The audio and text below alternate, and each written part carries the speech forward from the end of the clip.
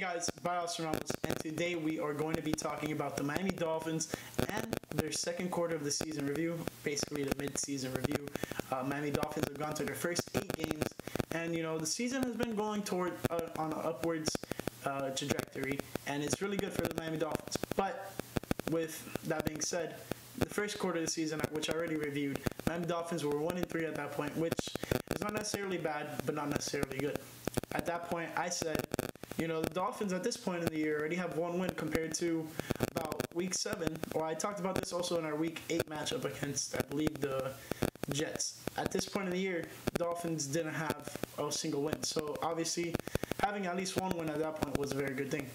Little did I know the Dolphins were going to go on a 4-0 run in the second quarter of the season, pretty much winning every single game, and by good measures, except for this past one against the Cardinals. But with that being said, Miami Dolphins are halfway through the season, 8 games played, and their record currently is at 5-3, and they're second in the division, right behind the Buffalo Bills, who are 7-2.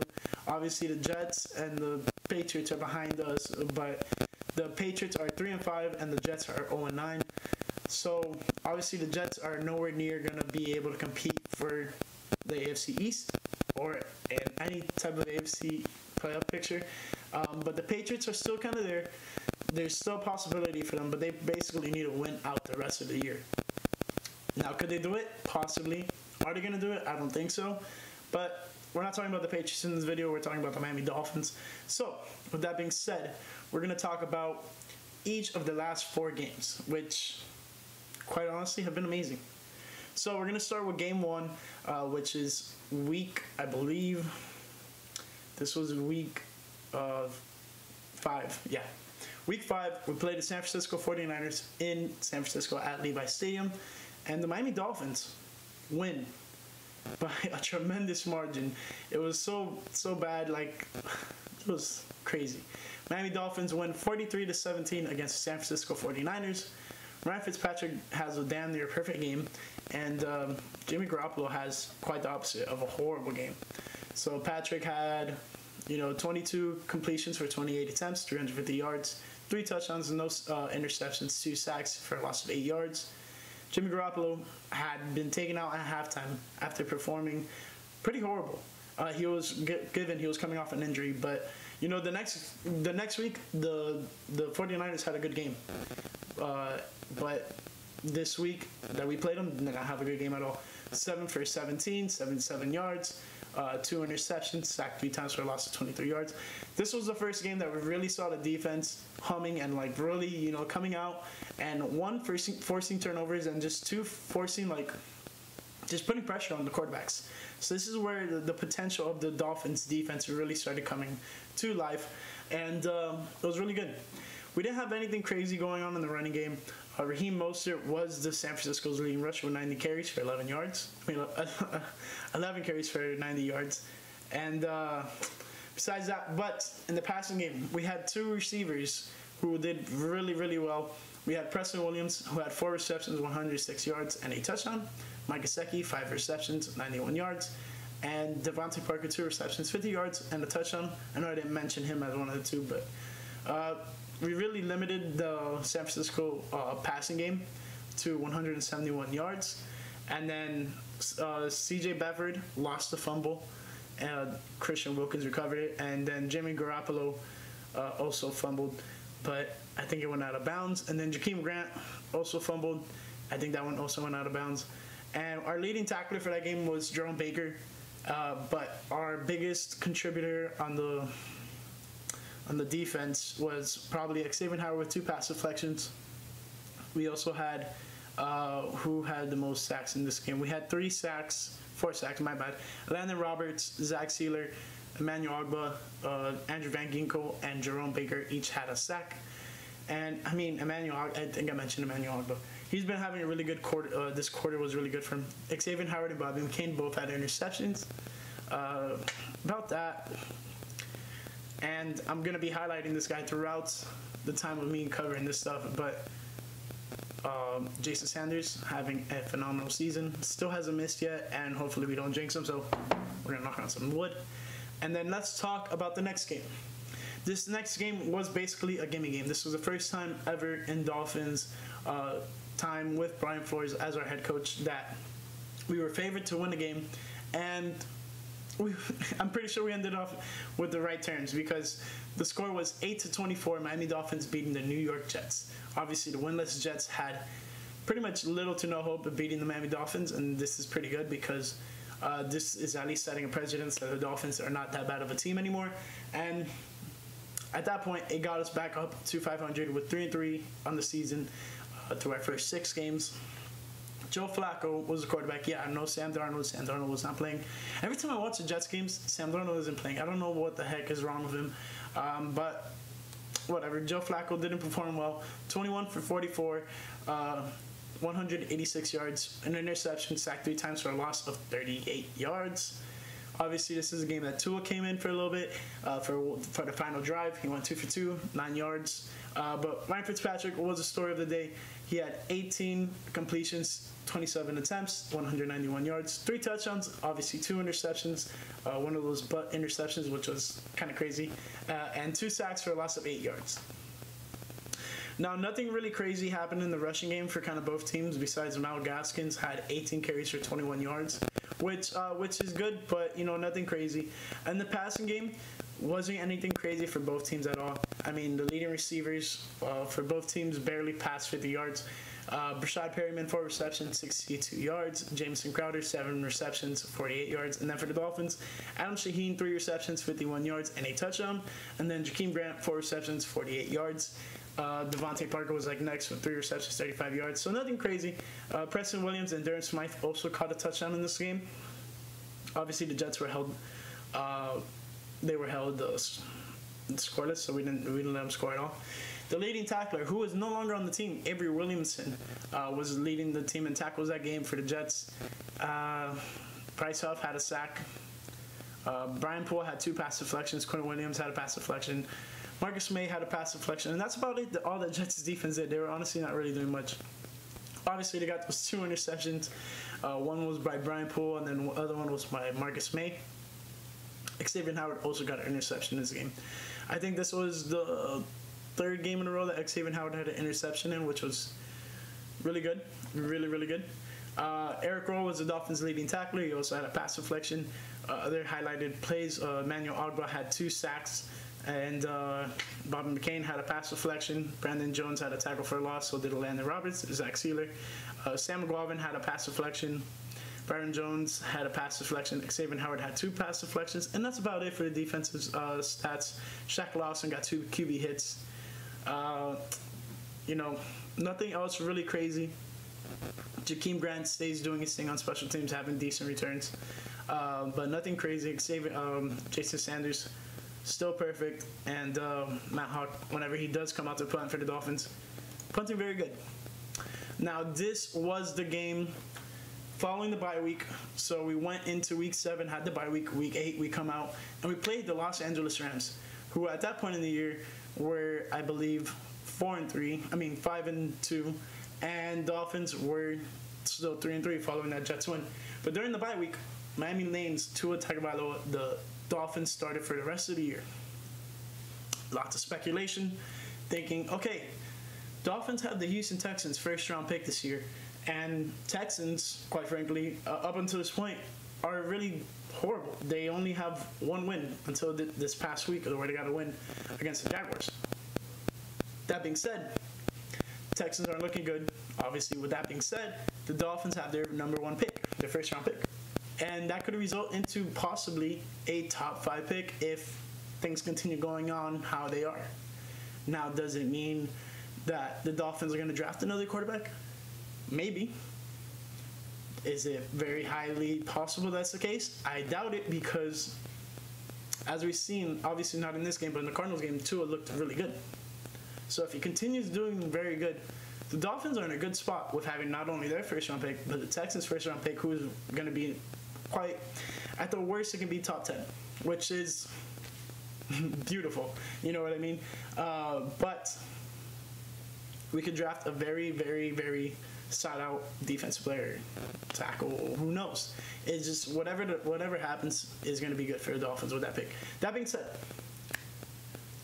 all that speculation, everyone's like, Tua. Tua didn't go crazy this game. He didn't go crazy at all. He went 12 for 22, 93 yards, a touchdown, and sacked once for a loss of 3 yards.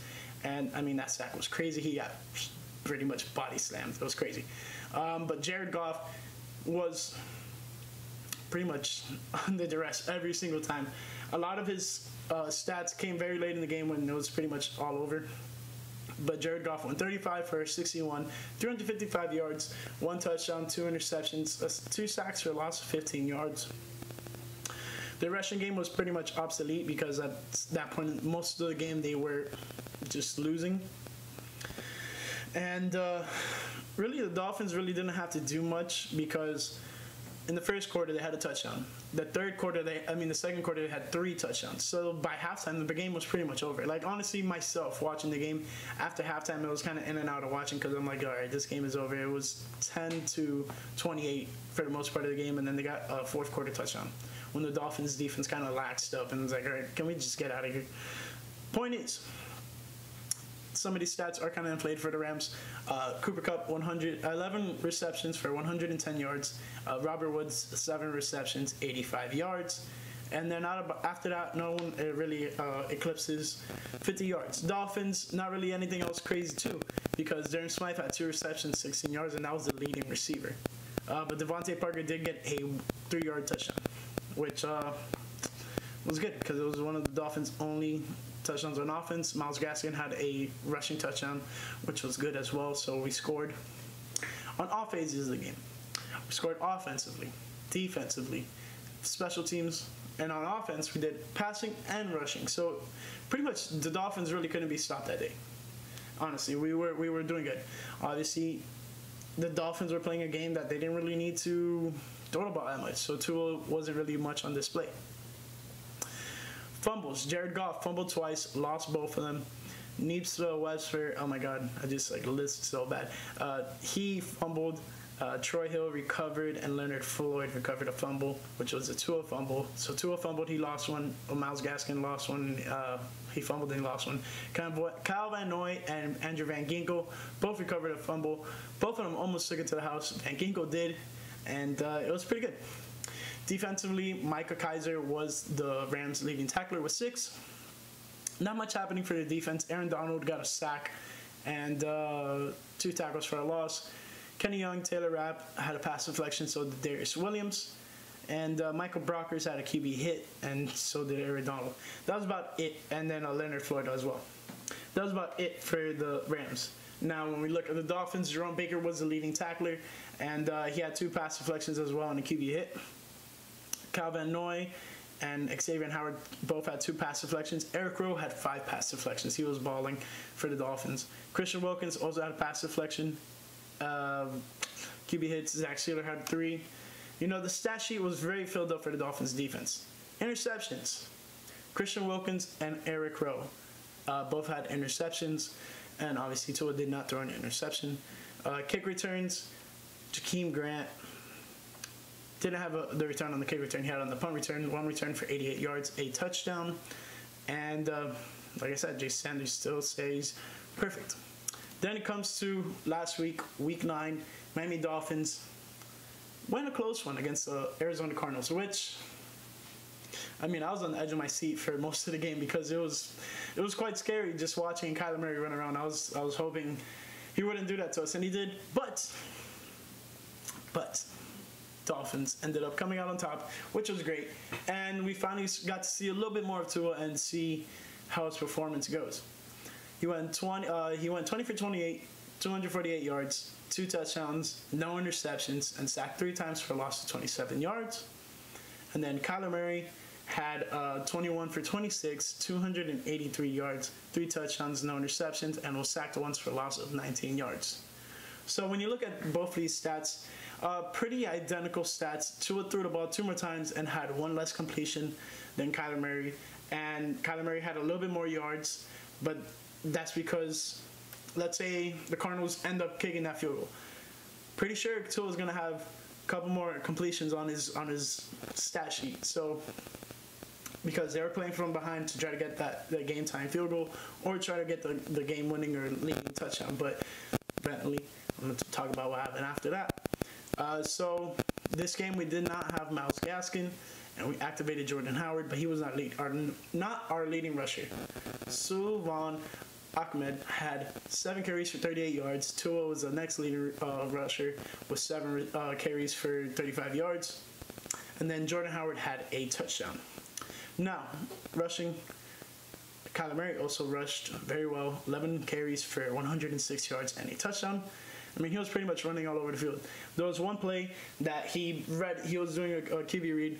He faked it to Chase Edmonds, and Chase Edmonds got blown up. And then the only one that was really going to be able to touch him in the backfield was Cal Van Noy, and Cal Van Noy pretty much like spun around like how kind of I did, trying to tackle Kyler Murray, and Kyler Murray just took off and got, I think that was the longest run of his day, 28 yards. Chase Edmonds was second with 25 carries, 70 carries.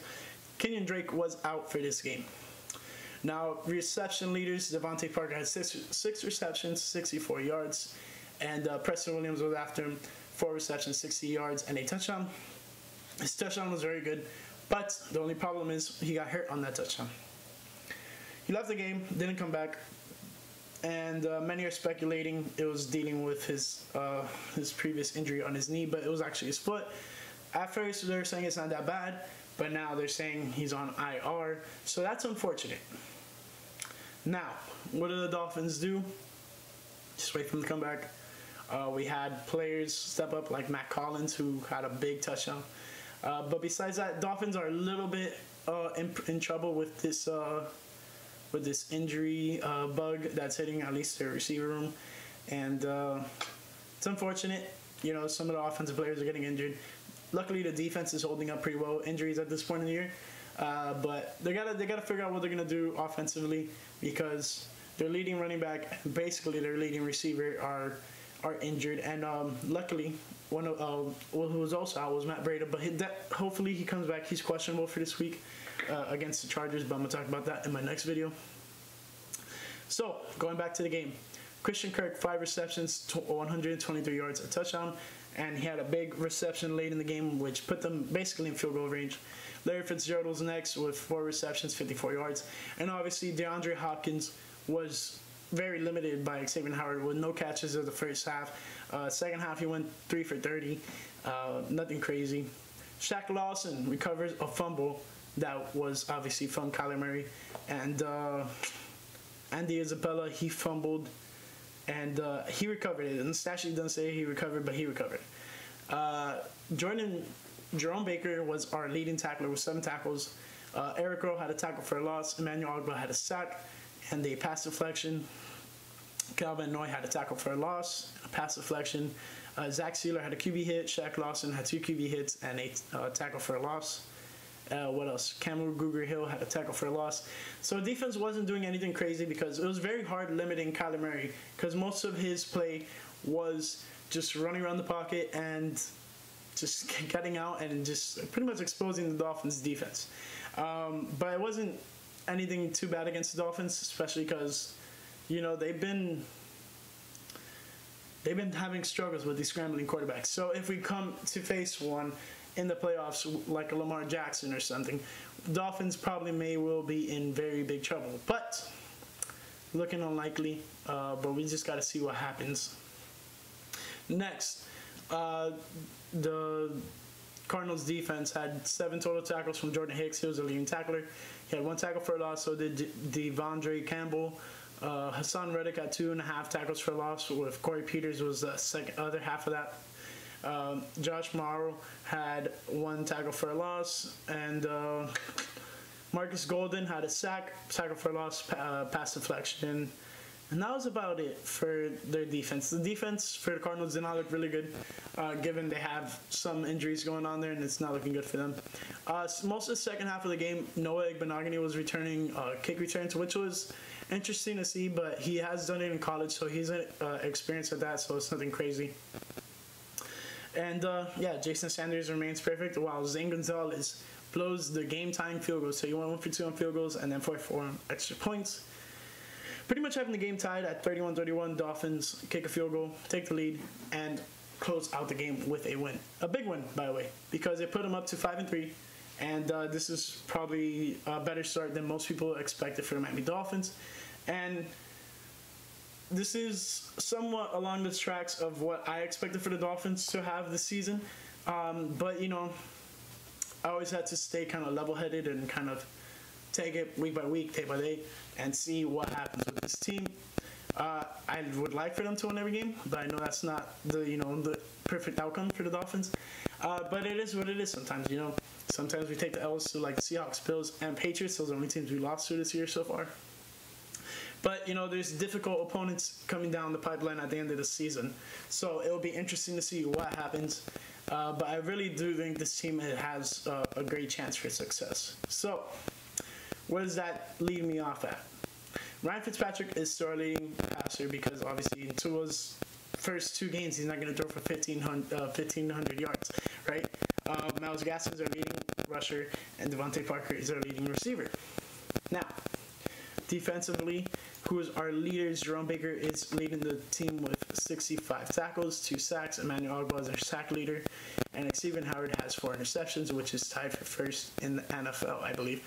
I think he's second now because I think the guy from Tampa Bay got the interception on Sunday night. But either way, Xavier Howard went on a stretch where 4 games, having 4 games in a row with an interception, which was good. It came to an end last week, and it's unfortunate, but he's going to keep on getting some interceptions throughout the year. And one of the plays in the Cardinals game, which was very controversial, but, you know, when you look at it, you can tell by the rules it was called the way it was called. It was right. Byron Jones goes up for the interception against one of the tight ends from the Cardinals. And then he kind of has possession of the ball, but as he's coming down, the tight end basically rips it out of his hand and then secures possession right before he goes out of bounds. So, it's an unfortunate play, but at the end of the day, Miami Dolphins won that game.